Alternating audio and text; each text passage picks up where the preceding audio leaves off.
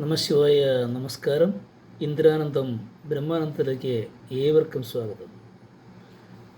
നല്ലൊരു പ്രഭാതവന്ദനം.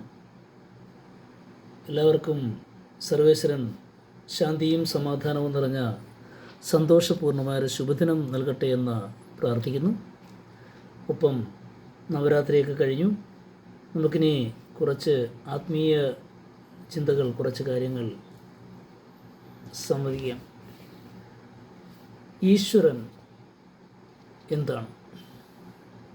എല്ലാവരും ഈശ്വര ഭക്തനാണ്, ഞാൻ ഭക്തനാണ്, ഞാൻ ഈശ്വരനിൽ വിശ്വസിക്കുന്നു, ഈശ്വര വിശ്വാസിയാണ് എന്നൊക്കെ പറയുന്നു. പക്ഷെ ഈശ്വരൻ എന്നാൽ എന്താണ്? പലരും പല രീതിയിലുള്ള വിശദീകരണങ്ങളാണ് ഈശ്വരൻ എന്നതിനെപ്പറ്റി പറയുന്നത്. ചിലർ കുറേ ഒരു പ്രപഞ്ച ശക്തിയാണ്, പ്രപഞ്ചം നിറഞ്ഞു നിൽക്കുന്നതാണ് എന്നൊക്കെ പറയുന്നു. ഈശ്വരൻ എന്നാൽ എൻ്റെ വായിച്ചറിഞ്ഞ ചില അറിവുകളിൽ കൂടി പറയുന്നതാണ്. തെറ്റുണ്ടെങ്കിൽ ക്ഷമിക്കണം. സത്യമായ സ്വരൂപം, സ്വഭാവഗുണം, കർമ്മം ഇവയോടുകൂടിയ കേവല ചൈതന്യമായ വസ്തുവും അദ്വിതീയനും സർവശക്തിമാനും നിരാകാരനും, അതായത് രൂപമില്ലാത്തവനും സർവവ്യാപകനും, ഈ പ്രപഞ്ചം മുഴുവൻ നിറഞ്ഞു നിൽക്കുന്നതും അനാദി അനന്തം തുടങ്ങിയ സത്യഗുണത്തോടു കൂടിയവനും. അനാദി അനന്തം, ആദി മുതലുള്ളതും അനന്തം അന്തമില്ലാത്തതുമായ സത്യഗുണങ്ങളോട് കൂടിയവനും സ്വഭാവത്താൽ അവിനാശിയും ജ്ഞാനിയും ആനന്ദിയും ശുദ്ധവും ന്യായകാരിയും ദയാലുവും ജന്മരഹിതനും ജഗത്തിൻ്റെ ഉൽപ്പത്തി, പാലനം, വിനാശം എന്നിവയ്ക്ക് കാരണമായ കർമ്മത്തിന് ഉടയവനും സകല ജീവികൾക്കും പാപപുണ്യങ്ങളുടെ ഫലത്തെ നൽകുന്നതുമായ കർമ്മിയെ ഈശ്വരൻ എന്ന് പറയുന്നു.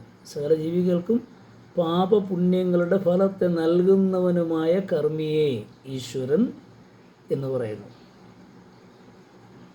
എന്താണ് ഈശ്വരൻ? ഇത്രയും സംഭവമുണ്ട്.